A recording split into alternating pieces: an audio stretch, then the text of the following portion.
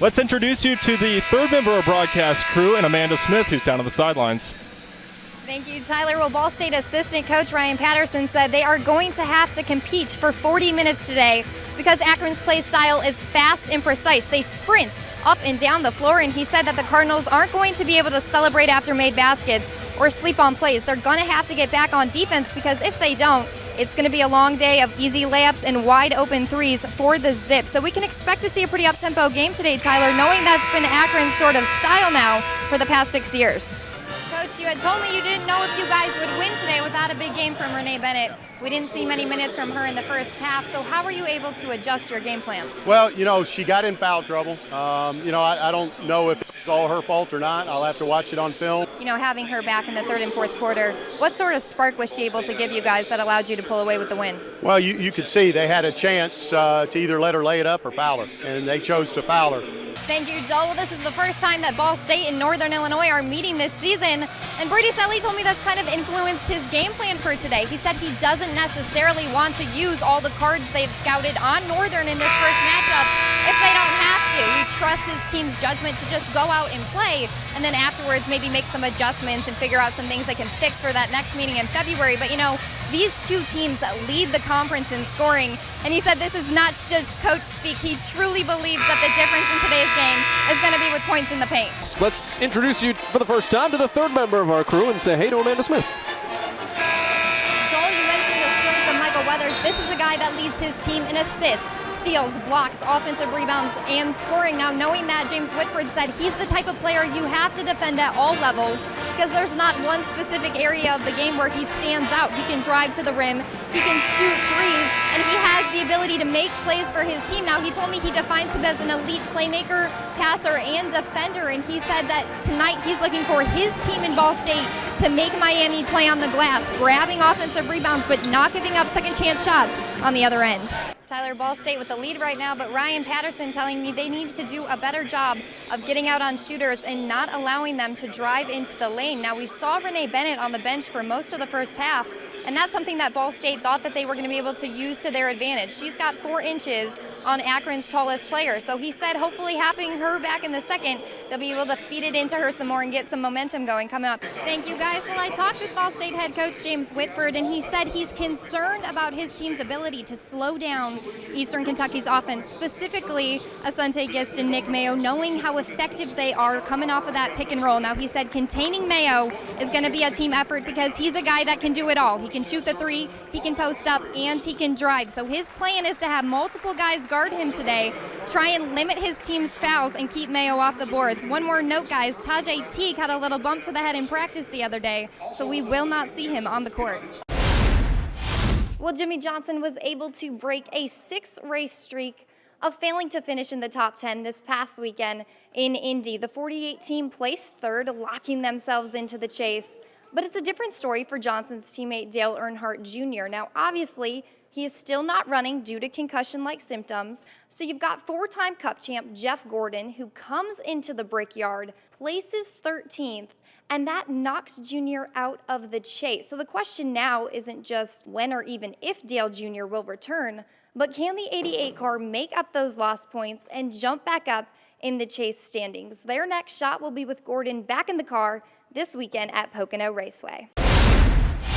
2 back-to-back top 10 finishes for Jamie McMurray. He placed 7th at Kentucky and 6th this past weekend in New Hampshire. Now with that finish, he was able to jump ahead of Dale Jr. in the chase standings to 14th. Dale Jr. obviously not running right now due to concussion-like symptoms, so the one team being able to take advantage of him being out of the car. Now, McMurray has yet to win a Sprint Cup Series race this year, but Indy could be his track. Welcome on back into NASCAR Race Hub. Let's take a look at the chase standings. Now, all the guys in yellow have won at least one race this season. Kyle Larson right there on the edge in 16th, and that could make this next page a little messy. Now, on the left, that's the current next 12, but on the right, we've thrown Chris Buescher into the mix. Now, there's the asterisk next to him because he doesn't exactly have the amount of points he needs right now to make it into the top 30. Yeah, right, Adam? Yeah, he's got to be top 30 in points. If he gets in the top 30 in points, He takes over that 12th position, becoming the 12th winner. And look what that does to the guy you talked about, Kyle Larson, now on the outside looking in. That's immediately where my eyes go when I look at this. If I'm the 42 team, how concerned am I right now? Very high level of concern. If he stays in, is he championship material to you, or do you see any other guy on this board that you think could win the title? Well, I think Chris Buescher's going to have a hard time. I think, their version of the championship is just making it into the chase. Well, let's get into our social garage now. The little Leo Gordon turned 6 yesterday. Jeff's son celebrating with nothing other than a donut cake. And Adam, you brought in donuts this morning. Yeah, and you know what? His father, Jeff, spends a lot of time with us on the road. He doesn't eat donuts. I can't believe father got son a donut for his birthday. No, he's a health nut, that Jeff Gordon. How does that make any sense? Tyler, we've seen Renee Bennett go up with that little jumper from the block over and over again here in the second half after not playing much in the first. Now, Brady Salih told me he's so proud of her because this game didn't always come easy. He told me coming out of high school, she battled confidence issues with her ability to play at this level, and he said, looking at her, she's perfect for this sport, but it took her a little bit to see that in herself. Now, I asked him where he thought that sort of confidence has come from, and he told me just by practicing day in and day out, proving to herself that she can compete with the best of them, it's continued to rise. Let's go to Amanda real quick. Well, Shelby, you had mentioned that Ryan Patterson said he wants Carmen Grandi to drive into the basket more. Well, I talked with Brady Salih, and he told me that over the summer, he and his staff made the decision to put the ball in her hands more this season. He said he's a big trust guy, so once you can earn that with him, you're the player he wants to have control of the ball. And he said, at the beginning of the season, his players would get a rebound and they would try to take the ball up themselves. Well, now they grab it and they're looking to outlet it right to Grande. They want to get it to her because they know she has the ability to get the ball right back to them, and we've been seeing that in the play she's had so far. Joel Allie Lehman, no doubt a leader on this team, and that role is actually going to help her post-graduation. She will be the first ever NIU student athlete to graduate ROTC, and after this year, she will be active duty in the U.S. Army for 4 years. Now, she grew up near a training base for the Indiana National Guard, so there was a strong military presence in her community, and she said when military recruiters came to her high school, she was the one doing pull-ups in a dress. Well, James Whitford had told me that in practice, they've really been focusing on adjusting to all the different defenses Miami has. He said it's all about taking care of the ball, telling me they've prepared in practice by going through drills that force the guys to make the right reads, and by doing that, he said hopefully they're going to turn over the ball less. But so far, we've seen a lot of fast breaking by Ball State with Miami turning over the ball. Yeah, Dan, we saw Marcus Weathers grabbing at his eye when he went down on that last play. Well, the athletic trainer ran over. It ended up being his contact fell out, so he ran over back to the bench, put some solution on it. It's back in his eye, and we see him back in the game. My question to you is, how have the Cardinals adjusted to life without Natalie Fontaine? Yeah, I think that's definitely something that at the beginning of the season, they were still trying to figure out. And I've had conversations with Brady Salih about at the beginning of the year, them still figuring out player rotations. How do we play without our star? But they're 25 games in now. They're 10-3 in the conference. They can play without her. They've proven it in the success that they're having. And, they've had different people on the team step up and kind of take over that role that Natalie Fontaine played. And so going off of that, one of the players that has stepped up has been Renee Bennett. How has she been such a reliable force for Brady Salih this season? Yeah, well, I think that Renee Bennett is such an interesting player because you look at where she started her college career to where she is now. She is the go-to person on this team. And, Brady Salih even said that last year she kind of took a back seat to Natalie Fontaine because that was her role, and she was okay with that. But it's her senior season. She averages now 16 points a game. In the past 2 games, she's had back-to-back double-doubles. She's someone that how we're talking about. She's stepped up, and she's proven to be a leader on this team.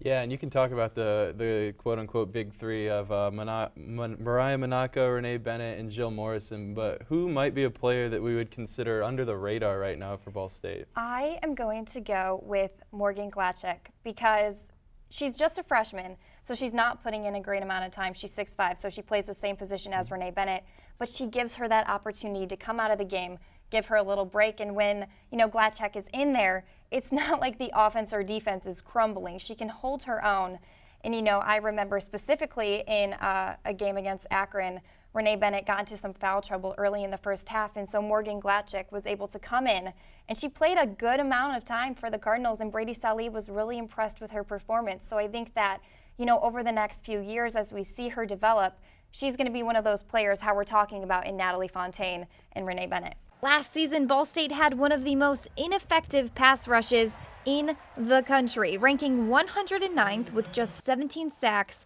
in 12 games. And in his first year as defensive coordinator for the Cardinals, Tim Daust isn't exactly sure where they went wrong. I don't know about the past, and I'm taking a lot of pride in that we just gave the kids a clean slate when they came in, asked them to do what we're asking them to do with discipline and coming in with a great attitude and great effort every day. But defensive end Anthony Wimbush seems to have the answer. We just wanted more. We got the intensity. We playing for each other. We've been playing for Coach Snoop, Coach Dowse, Coach McKenzie, and all the coaches that believe in us. So they say we can do it, and we believe it. Now, in just 3 games, Ball State is ranked 3rd in the nation in sacks. And if you take a look at the stats from Saturday, Anthony Wimbush absolutely dominated the line of scrimmage. Before every play, it was just trying to get to the quarterback and try to help my team out to get the W. Once I get in, it's a mindset that I'm trying to get to the quarterback each time and going hard 100% of the time and trying to just get to him and trying to stop them, trying to make a play. And while the team already has 14 sacks this season, Dow still sees one specific area of the game the defense can improve upon. Well, every week the big play has gotten us. So we got to make sure. I always talk to the kids about optimal focus. Don't see too much. Don't be too narrow. What's the call? What's my job? What's the situation in the game? So they can cash in on all their work. I know they have good intentions on every play, but we're still humans, and they lose their focus, and we all of a sudden we give up a big play. So I think if we just continually take pride in the little things, play in and play out, there's good things ahead of us. But there's a lot of season left. In Muncie, Amanda Smith, NewsLink, Indiana. Good evening, everybody. Well, it's not every day that college student athletes get to learn from former pros. But what's even more rare is when one coaches you during the prime of their career. Ball State soccer players are going to get that chance, though, this season. Indy 11 soccer standout Eamon Zayat is joining the Cardinals staff as an assistant coach. This is his 2nd season with the Indy 11 after leading them to win the league's spring championship in 2016. Now, Ball State head coach Craig Roberts said that Zayat is going to be of particular help to the team's forwards with insight to finishing techniques. But Zayat himself says he's here for 2 reasons. 1, to learn and enhance his own coaching here in America, having been from Ireland. And 2, give the Cardinals some insight, having played the game for 16 years in various parts of the world. Now to high school baseball, Delta hosting Yorktown in a doubleheader today. In the bottom of the first half, Delta's Tanner Lambert whiffs off the pitch, but it rolls past the catcher and Adam Haynes comes flying in. Little contact right there, but he scores. Now later in the second, 2 on base, Adam Haynes hits a line drive. First runner scores easily, but check this out. Aiden Hins does his best little running back impression as he dodges for the tag. Delta scores, and they lead 3-0 after 2, but Yorktown came back. The Tigers win Game 1, 12-9. Well, just 10 minutes away from Ball State's campus, a high school teacher is helping to educate athletic trainers in the community. Tyler Walker has the story.